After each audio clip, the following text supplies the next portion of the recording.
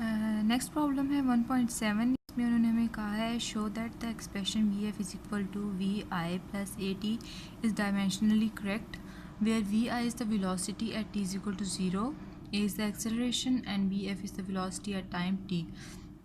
हमें ये फार्मूला बताया गया कि एक फार्मूला है जिसमें ये फाइनल वेलोसिटी है, ये इनिशियल वेलोसिटी है, ये एक्सेलरेशन है और ये टी टाइम है। तो हमने करना क्या है, डायमेंशनली करेक्ट इसको बताना है। किस तरह से करेंगे कि लेफ्ट हैंड साइड की डायमेंशन फाइंड करेंगे, राइट हैंड साइड की डायमेंशन फाइंड करेंगे और फिर देखेंगे कि दोनों डायमेंशन इक्वल आनी चाहिए। ठीक है, क्वेश्चन की स्टेटमेंट ये थी, तो हम लोग इसको स्टार्ट करते हैं। हमें गिवन क्या है, given that Vf is equal to V I plus A T, ये फार्मूला गिवन है। ठीक है, where V F is equal to velocity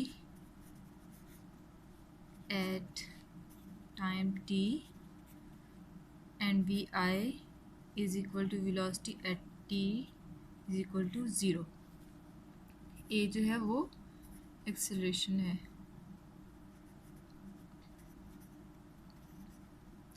ठीक है, तो टू फाइंड, हमने फाइंड आउट क्या करना है,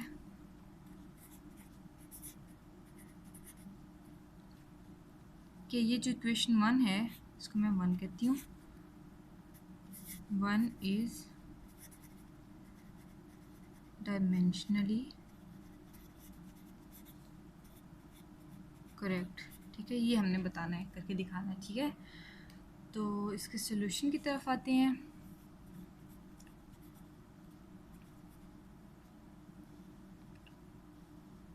तो बेसिकली हम लोग इसमें करेंगे क्या कि हम लोग इस फार्मूला की जो है डायमेंशंस फाइंड आउट करेंगे, लेफ्ट हैंड साइड की अलग से और राइट हैंड साइड की अलग से।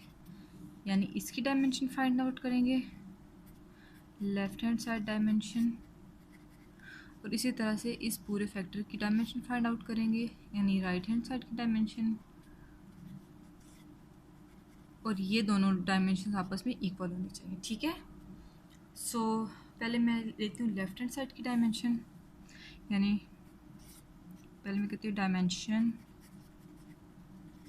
Of V F. अब ये आपने माइंड में रखना है कि v के साथ ये जो f है इसके सब्सक्रिप्ट में ये कोई क्वांटिटी नहीं है, ये सिर्फ इसकी नोटेशन है कि जैसे हमें बताया गया है कि ये वेलोसिटी जस्ट उस तरह रिप्रेजेंट कर रहा है कि t टाइम पे ये वेलोसिटी है। सो है ये बेसिकली वेलोसिटी, ये भी वेलोसिटी है, ये भी वेलोसिटी है। तो जो भी क्वेश्चन हो इस तरह का कि जिसमें हमने डायमेंशन फाइंड आउट करनी है, तो उसमें हम लोगों को हर एक फैक्टर का पता ज़रूर होना चाहिए कि ये फैक्टर है क्या। ये भी वेलोसिटी है, ये भी वेलोसिटी है। ठीक है, आई और एफ से फ़र्क नहीं पड़ता कि वेलोसिटी ही है, बेसिकली है वेलोसिटी ही, बट सिर्फ टाइम का डिफरेंस है। कि लेट से इसको हम कहते हैं इनिशियल वेलोसिटी और ये फाइनल वेलोसिटी, यानी टी इज इक्वल टू 0। जब कोई भी लेट से चीज़ मूव करती है, एक बॉल है हमारे पास, वो मूव करती है, इनिशियली वो t इज़ इक्वल टू 0, यानी हमने उसको मूव नहीं करवाया, तो उस वक्त उसकी वेलोसिटी को उन्होंने कह दिया कि वी आई है। उसके बाद जैसे हम लोगों ने इनिशियल वेलोसिटी उसको दी, उसको मूव करवाया t is equal to something t value तक, तो यहाँ पर आके जब उसकी वेलोसिटी हमने फाइंड आउट की तो वो वी एफ है, यानी ये उसी चीज़ की वेलोसिटी है, सिर्फ टाइम का डिफरेंस है। ठीक है, सो वी एफ और वी आई दोनों हमारे पास बेसिकली वेलोसिटीज़ ही हैं। तो हमें पता है कि यूनिट ऑफ वेलोसिटी क्या होता है, ये आपने रफ में चेक कर लेना, खुद आप लोगों को याद होनी चाहिए। Velocities, unit of velocity is equal to metre per second होता है। ठीक है, क्योंकि डिस्टेंस डिवाइडेड बाय टाइम होता है, सो इसका जो यूनिट बनता है वो मीटर पर सेकंड। मैं पिछले क्वेश्चंस में भी कर चुकी हूँ सॉल्व, वहाँ पे भी आप चेक कर सकते हैं। सो इसका यूनिट होता है मीटर पर सेकंड। अब मैं जब भी हम लोगों को किसी चीज़ की डायमेंशन फाइंड आउट करनी है, तो ज़रूरी है कि हमें उसका यूनिट सबसे पहले पता होना चाहिए। सो मैंने वेलोसिटी की अगर डायमेंशन फाइंड आउट करनी है तो इसका यूनिट पता होना चाहिए, तो इसका यूनिट आता है मीटर पर सेकंड।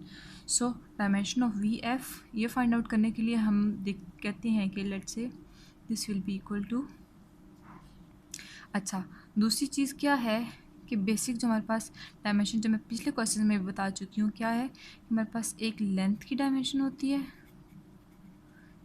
एक टाइम की डायमेंशन होती है और एक मैस की डायमेंशन होती है। लेंथ की डायमेंशन को कैपिटल एल से रिप्रेजेंट करते हैं, टाइम की डायमेंशन को कैपिटल टी से रिप्रेजेंट करते हैं और मैथ्स की डायमेंशन को कैपिटल एम से रिप्रेजेंट करते हैं। ठीक है, अब यहाँ पे आप देख सकते हैं कि मीटर है और ये सेकंड मशीन। मीटर जो है वो लेंथ को रिप्रेजेंट करता है हमेशा और सेकंड जो है वो टाइम को रिप्रेजेंट करता है। सो हम लोग यहाँ देख सकते हैं कि ये लेंथ है और ये टाइम है।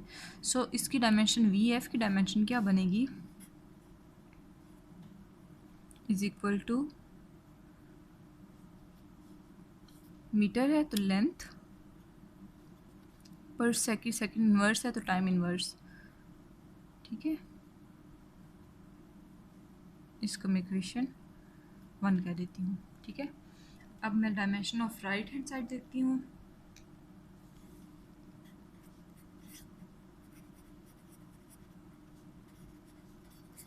ऑफ राइट हैंड साइड यानी इस पूरे फैक्टर की डायमेंशन क्या बनती है। ठीक हो गया, तो ये अभी मैंने जैसे बताया कि ये वी आई है इनिशियल वेलोसिटी बट है वेलोसिटी ही, सो इसका यूनिट जो है वो भी यही होगा मीटर पर सेकंड। ठीक है, तो इसका dimension of V I plus A T की डायमेंशन क्या होगी, विल बी इक्वल टू इसकी डायमेंशन वेलोसिटी की डायमेंशन यानी वो सेम यही होगी, लेंथ की डायमेंशन और टाइम की डायमेंशन इनवर्स। ठीक है, ये इस फैक्टर की मैंने ये लिख दी और प्लस अब एक्सेलरेशन क्या होता है, हमें पता है एक्सेलरेशन का यूनिट होता है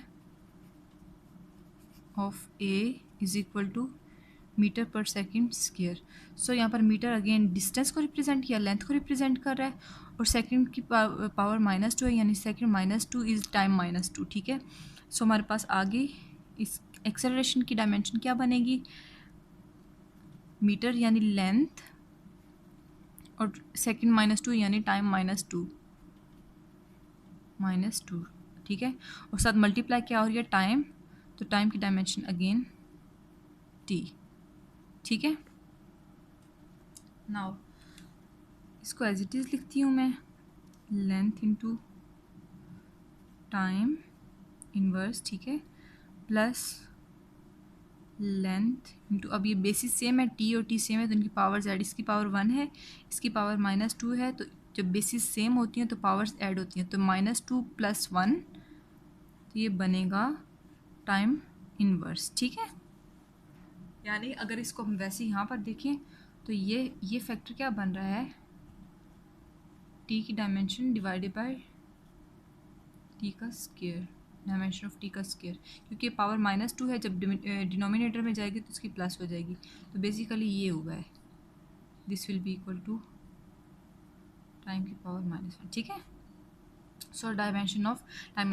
अच्छा, अब ये नहीं है यहाँ पर, ऐसा नहीं है कि अब ये एक डायमेंशन आ रही है, ये दोनों है देखने में दोनों सेम है तो हमें इसको 2 टाइम्स लिखते हैं, 2 टाइम्स ये डायमेंशन क्यों नहीं होता है ऐसा।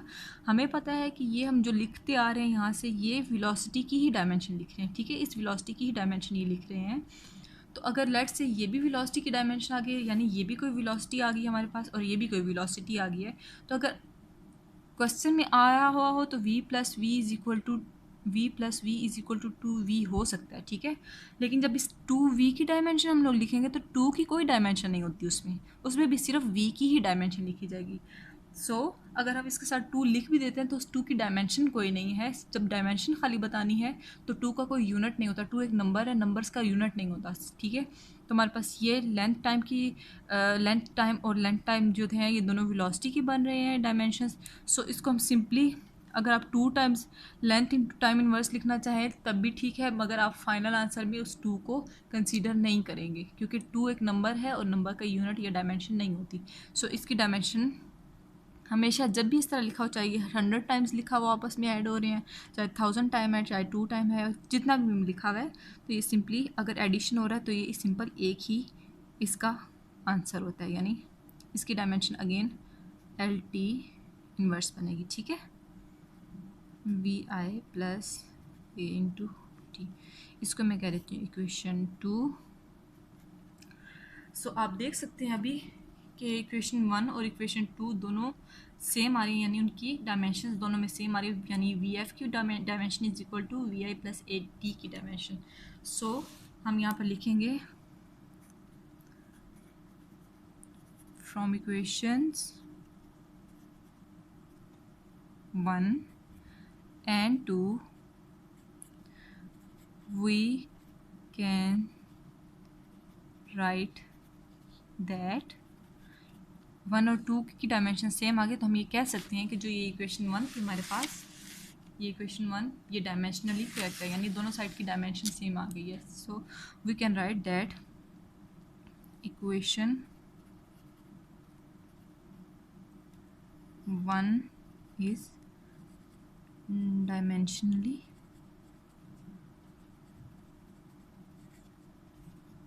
correct. सो ये एक फार्मूला था हमारे पास. इस तरह से कोई भी आपको पेपर में आ सकता है क्वेश्चन के, उसमें आपको कोई फार्मूला गिवन हो सकता है कि आपने बताना है कि डायमेंशनली करेक्ट है कि या नहीं है. सो आपने हमेशा यही करना है कि लेफ्ट हैंड साइड की डायमेंशन अलग फाइंड आउट करनी है, राइट हैंड साइड की डायमेंशन अलग फाइंड आउट करनी है. मेथड ये होगा सारा. आप मेन इक्वेशन को 1 कह के स्टॉप करेंगे, उसमें लेफ्ट हैंड साइड को अलग फाइंड आउट करेंगे, राइट हैंड साइड को अलग फाइंड आउट करेंगे, और उनकी फर्दर जो है इसको सब इक्वेशंस लिख लें ना लिखें वो आपकी मर्ज़ी है. At the and answer same अगर आ जाए तो इसका मतलब है कि वो फार्मूला ठीक था, और अगर आंसर सेम नहीं आते, जस्ट इन केस आपके अपनी ये नहीं होना कि मैं खुद मिस्टेक करके कह दे कि ये तो ठीक नहीं आया तो ये फार्मूला गलत है. अगर आपको प्रूव करने को आ जाए कि ये फार्मूला आप प्रूव करें कि ये ठीक है, तो वो ठीक आना चाहिए, यानी उसके दोनों साइड की डायमेंशन जो है वो सेम आनी चाहिए. सो यहाँ पर हमारा ये क्वेश्चन कंप्लीट होता है. आपने एंड पे जो भी इस तरह का क्वेश्चन हो जिसमें प्रूफ करना हो, उसमें बहुत ज़रूरी होता है कि आप ये एंडिंग जो स्टेटमेंट है वो लाजमी लिखें. ठीक है, ये एंडिंग स्टेटमेंट जो है वो उस पूरे क्वेश्चन को, आपके काम को कंक्लूड कर रही होती है. सो इसको लिखना आपका कंपल्सरी है. सो यहाँ प्रॉब्लम 1.7 कंप्लीट होता है.